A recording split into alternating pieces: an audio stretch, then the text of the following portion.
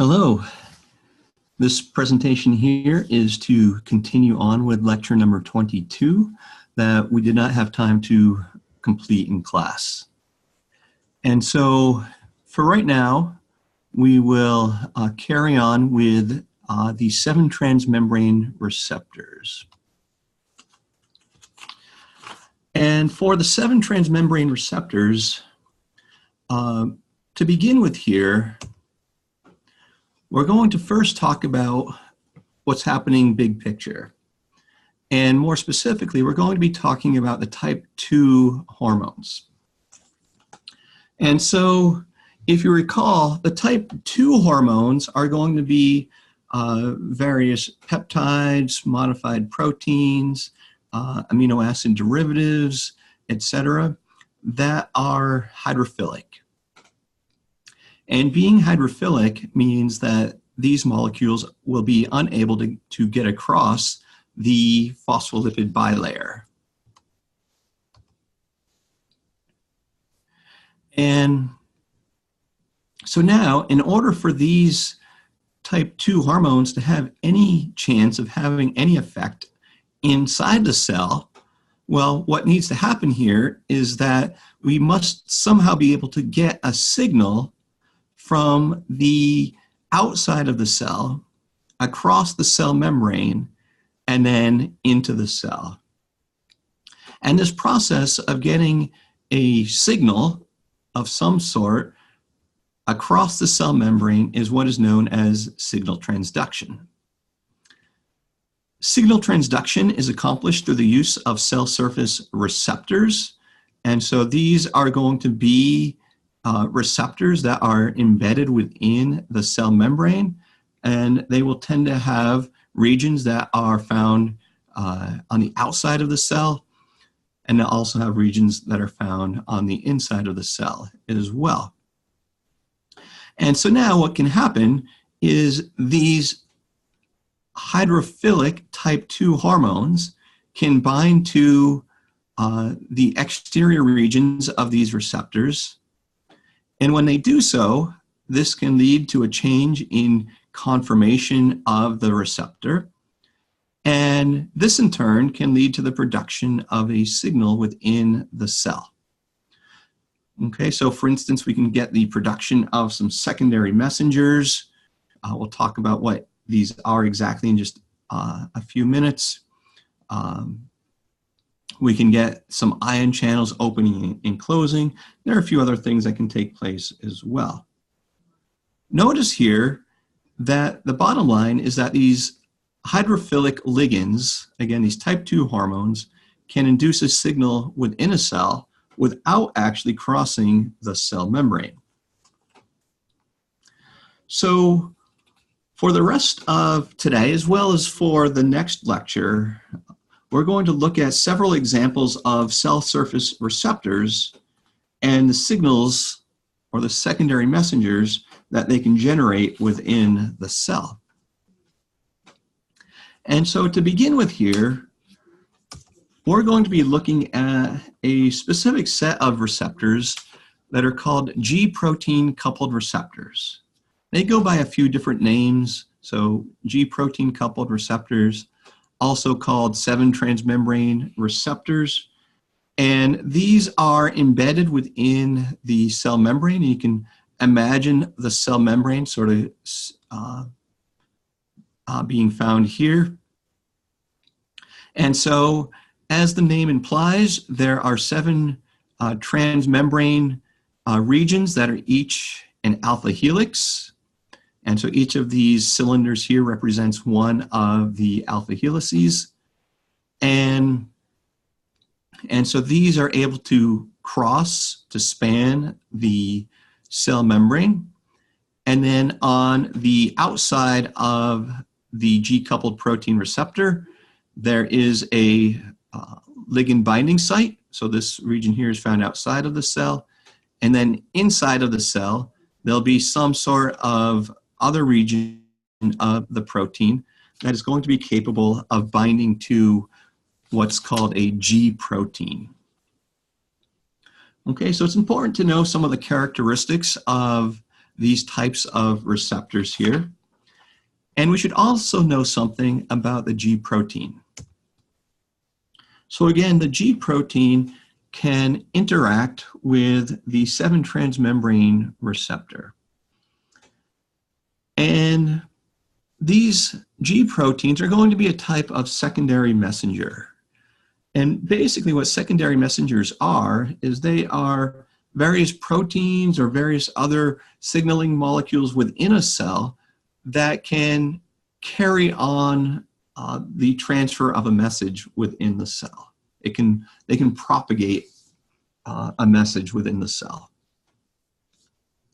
And so for these G proteins here, again, these bind to the intracellular region of the G protein coupled receptors. And these G proteins have 3 subunits to them. Okay, so they have an alpha subunit, and then they have a beta subunit, and they have a gamma subunit. And so these are 3 subunits of the G protein. And each of these G proteins have some different variations in terms of what can be found in mammalian cells. So for instance, there are at least 16 different types of the alpha subunits that have been identified. There are at least 5 different subunits, 5 different members of the beta subunit family. And then there are at least 11 different members of the gamma subunit. And so each of these different members here can carry out a different effect inside of the cell. I have a few examples here, and some of these we're going to pursue in more depth in the next number of slides. So for instance, one of the alpha subunits is known as alpha S. And what we're going to see with alpha S here is that it will increase the activity of this enzyme called adenylate cyclase. Okay, so that's one example of an alpha subunit. In contrast, there are other G proteins where the alpha subunit is found as an alpha I. And what alpha I does is it actually carries out an opposite effect where it decreases the adenylate cyclase activity. And then a third example is alpha Q, where alpha Q is going to be responsible for increasing the activity of this enzyme called phospholipase C. And of course, there are other activities that can be done by the various other alpha subunit members as well. In the next few slides, we're going to focus especially on alpha S and alpha Q, but nonetheless, you should know what alpha I does as well. In addition, beta and gamma, these actually typically stay together in a cell. And so this beta gamma subunit can do a number of things as well. And a few examples include that it can activate this kinase called the PI3 kinase. We'll be hearing more about the PI3 kinase in the next lecture. And then also it can open up some potassium channels as well in certain cells. Okay, so again, it's important to know at least these examples here that I have provided you for the alpha S, the alpha I, the alpha Q, and the beta gamma. So as we go into the next few slides here, let's see what's happening with the alpha S, and then we'll see what's happening with the alpha Q. So as I've already mentioned, the alpha S will activate adenylate cyclase. So let me start from the beginning here though. And so here is our 7-transmembrane receptor. And the example here that we are using is the beta adrenergic receptor, which gets bound by epinephrine. Okay, so what happens now is that the epinephrine, when it's present, it can come in and bind to this beta adrenergic receptor. Again, notice how it spans the membrane, and it will span the membrane 7 times. And so the epinephrine binds to its receptor, and now when it does so, it causes a conformational change in the beta adrenergic receptor. And part of this conformational change gets transmitted across the membrane to the interior region of the receptor. And now, what happens normally in the absence of ligand here is that the G protein with the 3 subunits here, right? So the G protein consisting of the 3 subunits is bound to the receptor in its inactive form. And in its inactive form, it's also bound by a molecule of GDP. So now, when the epinephrine comes in and binds to the receptor, and it causes a change in conformation in this receptor, this in turn induces a conformational change to take place in the G protein that results in the release of the GDP and the binding of a new molecule of GTP. This in turn causes the alpha subunit to dissociate from beta gamma. And so now beta gamma is then freed to go and activate other things in the cell. We're not going to focus on that here on this slide. But then now the alpha S subunit, okay, so again, we're focusing on alpha S here. What can now happen is once the alpha S is freed from the receptor and freed from beta gamma, it can now go and bind to the enzyme called adenylate cyclase. And now when this alpha S binds to the adenylate cyclase, it activates the adenylate cyclase.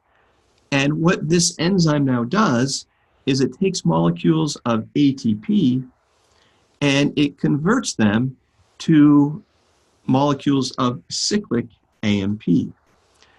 And now this cyclic AMP can diffuse through the cytoplasm, the cytosol of a cell, where it can activate a number of various enzymes, including the one shown here, protein kinase A. And so now when protein kinase A is bound by cyclic AMP, that then results in the activation of protein kinase A. And now the protein kinase A can go and add a phosphate group to a number of different components of the cell. So you see here how the binding of the ligand here to its receptor has now resulted in a change inside of the cell. Okay, so that's what happens with the alpha S G protein. You should have an understanding of what's happening in this process here. And one question to consider here is, well, how can this process be turned off? And there are a few different ways to turn off this process. So for instance, the beta adrenergic receptor might be removed from the cell membrane. Another possibility, though, to turn off this process is, well, the alpha S subunit, after a period of time, does have the ability to convert the GTP back to GDP. And so what happens now is when this GTP is converted back to GDP, Well, that now promotes the inactivation of this process. And now the alpha subunit bound to GDP will reassociate with the receptor as well as with beta gamma.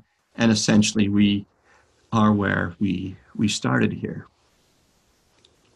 So it's helpful to think of some ways by which this process can also be turned off. Okay, so again, what I've been talking about on this slide is what happens with the alpha S. Let's now take a look at what happens with alpha Q. And so in a similar manner as what we saw on the previous slide, we would have a ligand being bound to its 7-transmembrane receptor. And now imagine in this circumstance that the alpha subunit is alpha Q instead of alpha S. And so now what happens when the alpha Q, when its 7-transmembrane receptor is activated by ligand, what happens here is the alpha Q, again, releases the GDP. It gets bound by a molecule of GTP. And once that happens again, the alpha Q gets released from the receptor and the beta gamma also diffuse away. But now with alpha Q, what happens is it can bind to and activate this enzyme called phospholipase C. And what phospholipase C does is, lipase is an enzyme that cuts fats. And so this phospholipase C cuts this particular fat here, known as phosphatidylinositol 4,5 bisphosphate, also known as PIP2, and you can know it as PIP2.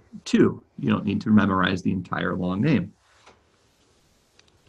And what this phospholipase C does is it cuts this lipid right here. And so now we end up with two lipids. One is called diacylglycerol, also known as DAG, and the other is known as inositol 1,4,5 triphosphate, also known as IP3. You can know each of these as the shorter name here, but nonetheless, you should know them. So again, the phospholipase C takes molecules of PIP2, cuts them, and this results in the diacylglycerol, the DAG, as well as a separate molecule of the IP3, which is the inositol 1,4,5 triphosphate. Each of these now, the DAG and the IP3, can serve as signaling molecules within the cell. And so on the next slide here, let's see what happens with each of these. So we'll start with the inositol triphosphate. And if we actually go back to this slide for a second here, if we look at the structure of the inositol triphosphate, this region here is actually fairly hydrophilic, right? So look at these negative charges here on these phosphates.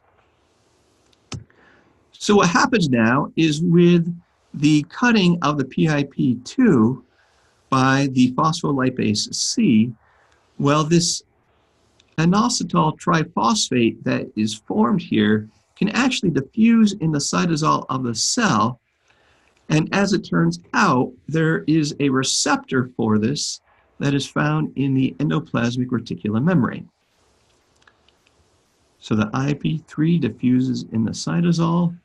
It binds to this IP receptor in the endoplasmic reticulum. And when it does so, this IP3 receptor, its activation results in the release of calcium from the endoplasmic reticulum.